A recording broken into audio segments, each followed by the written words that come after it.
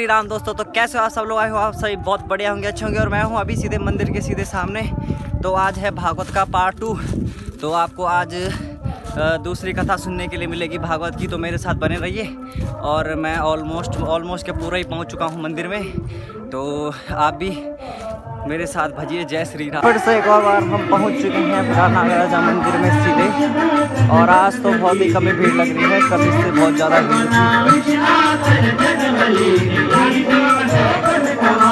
तो जैसे ही भागवत स्टार्ट होगी तब आप लोगों को बताएंगे, तो तब तक के लिए बने रहिए।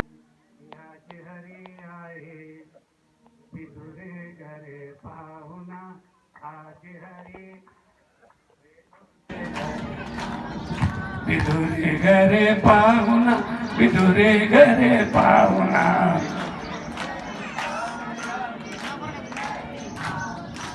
आज हरि आए विदुरे घरे पाहुना।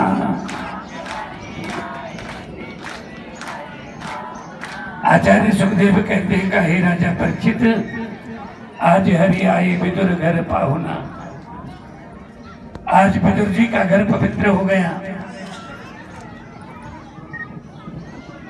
विदुर जी तो बाजार गए हैं लड़वा पेड़ा माखन मिश्री लेने के लिए। घर में विदुरानी थी।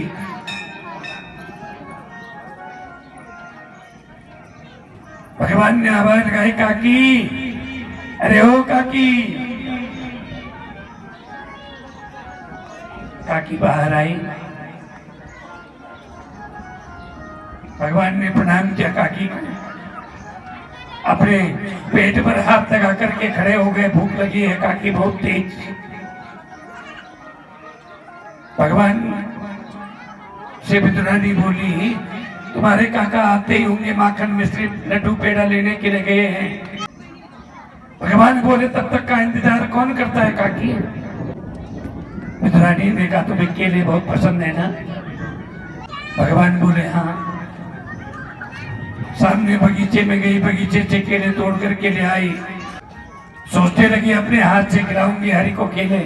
छिलका निकालती और जो गिरी है गिरी को बाहर फेंक देती और छिलका भगवान के मुख में दे देती। और ध्यान देना, एक छिलका नहीं,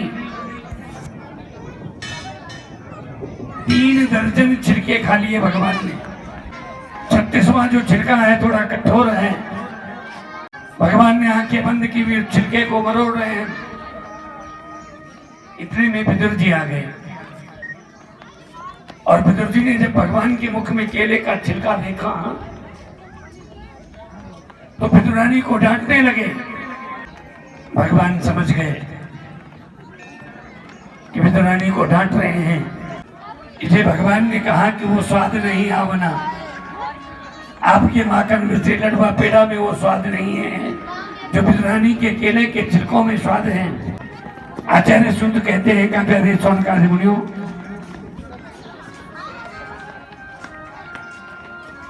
भगवान ने प्रशंसा करी, विदुरानी का मान बढ़ाया।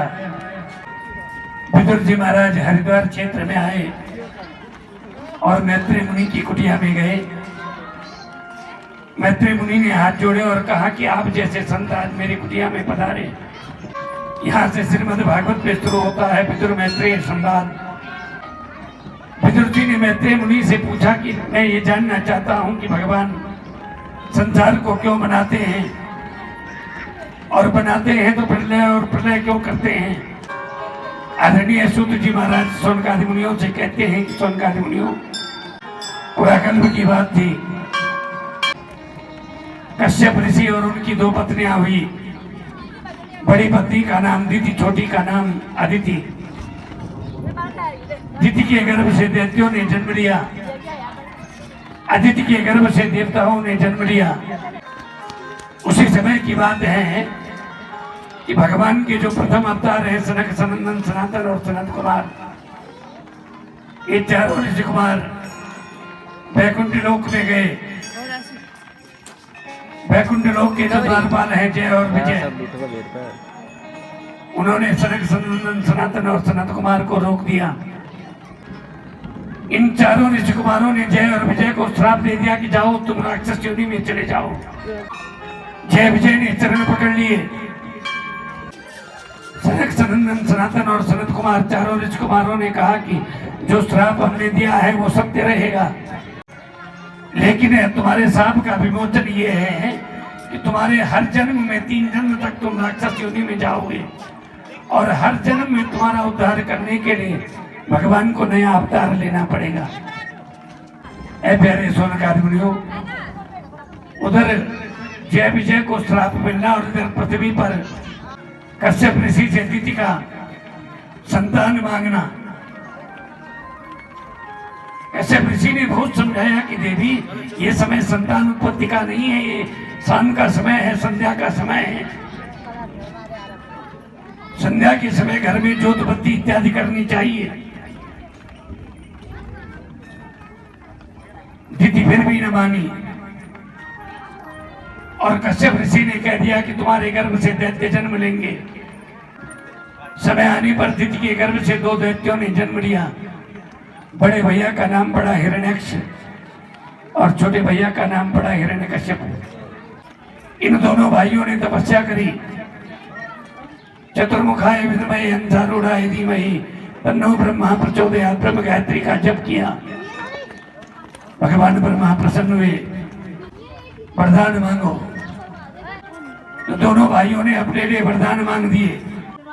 हिरण्याक्ष ने वरदान मांगा कि मैं मनुष्य के द्वारा न मारा जाऊं, न मैं देवताओं के द्वारा मारा जाऊं। अगर मुझे मारे तो केवल कोई पशु रूप में ही मार सके। भगवान ने तथास्तु कह दिया। और जब वरदान मिला तो वरदान पाकर के हिरण्याक्ष उन्मत्त हो गया। पृथ्वी को अपने कंधे पर उठाया और कंधे पर उठाकर के पृथ्वी को रसातल में ले गया। पूरी पृथ्वी में हाहाकार मच गया। एक दिन हिरण्याक्ष आकाश में उड़ रहा है और दूसरी तरफ से नारद जी आकाश में उड़ रहे हैं। दोनों की मुलाकात आकाश में हो गई। हिरण्याक्ष बोला, केवल बीड़ा बजाना ही जानते हो, भजन करना ही जानते हो, या लड़ाई झगड़ा भी कुछ जानते हो? नारद जी बोलो, देखो अपन ने तो कभी झगड़ा किया नहीं। हिरण्याक्ष बोला, मेरी भुजाओं में खुजली हो रही है, कुछ देर के लिए झगड़ा हमसे करो। देवर्षि नारद ने कहा कि अगर मैं कोई झगड़ा करने वाला बता दूं तो? हिरण्याक्ष ने कहा चलेगा। तो देवर्षि नारद ने ऐसे उंगली की और समुद्र के किनारे दिखाया कि वो देखो समुद्र के किनारे है एक बराह पृथ्वी को अपने कंधे पर उठा करके ले जा रहा है। हिरण्याक्ष वहीं गया और समुद्र के किनारे भगवान को युद्ध के लिए ललकारने लगा। हिरण्यकश्यप का और भगवान बराह का ऐसा युद्ध हुआ कि 27वें दिन युद्ध में भगवान ने अपनी गदा से हिरण्याक्ष की छाती पर प्रहार किया और छाती पर प्रहार करते ही हिरण्याक्ष धरती पर गिर पड़ा। बोलिए बराह रूप भगवान की जय। भगवान ने बराह के रूप में हिरण्याक्ष का वध कर दिया, पृथ्वी को रसातल में स्थापित किया। स्वर्णकारी मुनियों ने कहा, गुरुदेव भगवान ने बराह बनकर के हिरण्याक्ष का उद्धार तो कर दिया। इधर सुखदेव स्वामी राजा परीक्षित को समझाते हैं कि ये प्यारे परीक्षित, भगवान ने दोबारा पृथ्वी की स्थापना कर दी। पश्यति यदि पश्यतः ब्रह्मा के पुत्र वे कर्दमनम यस्या कर्दमाः। जो अपनी इंद्रियों का दमन करे उसका नाम कर्दम। कर्दम ने विवाह करने से मना कर दिया और वन में गए सन्यासी बन करके ब्रह्म गायत्री का जप करने लगे। ऐसा जप किया कि 72 साल की उम्र में जप कर रहे थे। एक दिन अचानक सामने पेड़ पर दृष्टि पड़ी और वृक्ष की लता पर एक घोंसला, उस घोंसले में पक्षी के अंडे। वो पक्षी बार बार उड़ करके जाता, अपने मुख में दाना भर के लाता और उस घोंसले में बैठे हुए अपने बच्चों को दाना अपने मुख से खिलाता। ये दृश्य देख लिया कर्दम ने, और ये दृश्य जैसे ही कर्दम ने देखा, कर्दम ऋषि का मन बदल गया। लेकिन अगर आप बात पक्की करके आ गए हैं तो कर लेंगे, लेकिन एक शर्त है। भगवान बोले क्या शर्त है? कर्दम ऋषि बोले अगर मेरे घर में आप स्वयं पुत्र बनकर के जन्म लें तो ही मैं ब्याह करूंगा। और भगवान ने मनु शत्रुपा की जो दूसरी बेटी है देवहूति, देवहूति के संग कर्दम ऋषि का विवाह करवा दिया। अपनी कुटिया में आए तो कुटिया में आकर के देवहूति ने क्या देखा कि नीचे की तरफ किसी बिल में मेढक बैठा हुआ, किसी बिल में सर्प बैठा हुआ, किसी बिल में बिच्छू बैठे हुए। ऊपर की तरफ देखा तो कहीं पक्षियों के घोंसले। देवहूति ने हाथ जोड़े और कहा कि पतिदेव आप कहां पर रहते हैं? कर्दम ऋषि ने कहा देवी वो जो 1.5 फुट का आसन मेरा लगा हुआ है, बस उसी पर बैठ करके जब तब संध्या भजन पाठ कर लेता हूँ। ये पशु पक्षी इस कुटिया को अपना समझते हैं, इसे अपना समझ करके इस कुटिया में रह लेते हैं। अरे देवी मेरे संध्या करने का टाइम हो गया, समय हो गया, अब तुम अपने घर से अपने तरीके से घर को सजा लो। और कर्दम ऋषि बैठ गए तपस्या में, और ऐसा साधन लगा, ऐसी तपस्या लगी कि 40 साल तक आंखें ही नहीं खुली। 40 साल के बाद जब आंखें खुली तो सामने एक सफेद बालों की बूढ़ी माता बैठी हुई। कर्दम ऋषि ने कहा कौन हो तुम? उस देवी ने कहा कि 40 साल पहले की याद करो, आपका विवाह हुआ था, आप ब्याह करके मुझे अपने संग लाए थे, मैं आपकी धर्मपत्नी देवहूति। कर्दम ऋषि ने जब देवहूति का ऐसा रूप देखा, कर्दम ऋषि को आंसू आ गए। कर्दम ऋषि ने कहा देवी तुमने इन 40 सालों में क्या खाया?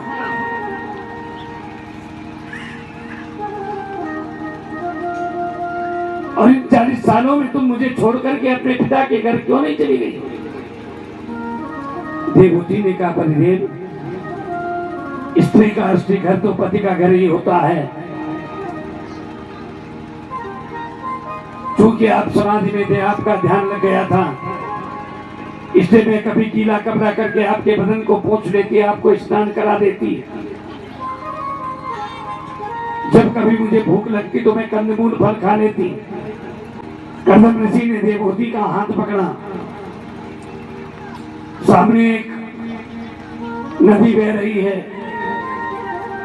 जैसे उस नदी में दोनों ने स्नान किया, डुबकी लगाई, देवहूति बन गई 16 साल की और कर्दम ऋषि बन गए 20 साल के। सामने एक 5 मंजिला भवन खड़ा।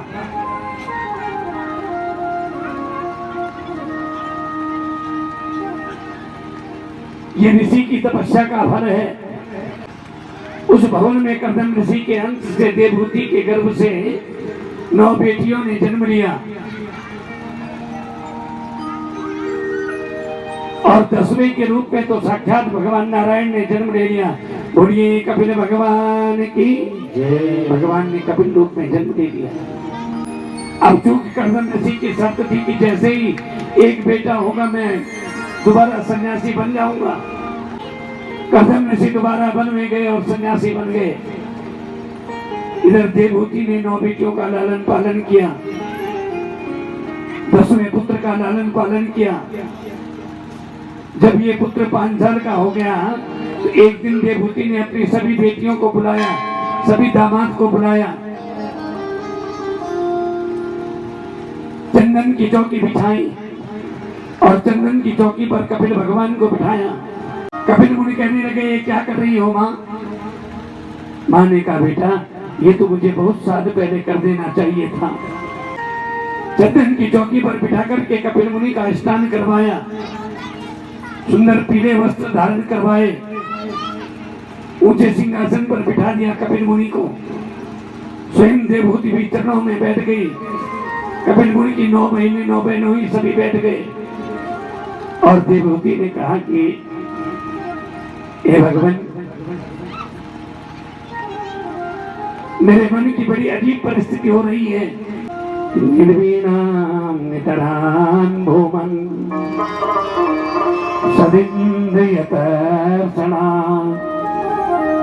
येन संभाव्यमानेन अमृतानन्तमा प्रभो। निर्वीणां नितरां भूमन् सदिन्द्रियतर्षणा। मुझे पंच ज्ञानेंद्रियां पंच कर्मेंद्रियां अपनी अपनी तरफ खींच रही हैं। आंख कहती है सुंदर सुंदर देखो, नाक कहती है सुंदर सुंदर सुगंधी लो,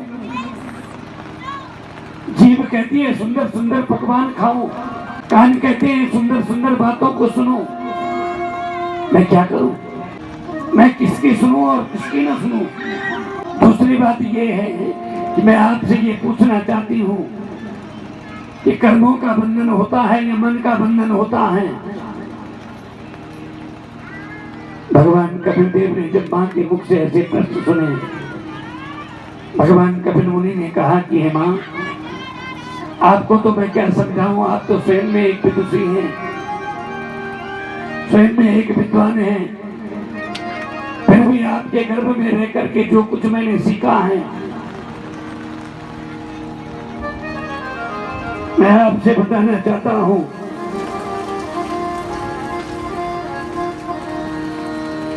हे मां, पहली बात यह है, इंद्रियों को बस में करना ही चाहिए और इंद्रियों को बस में करने का सबसे अच्छा साधन है संयम। संयम के द्वारा अपनी इंद्रियों को हमेशा बस में करके रखो।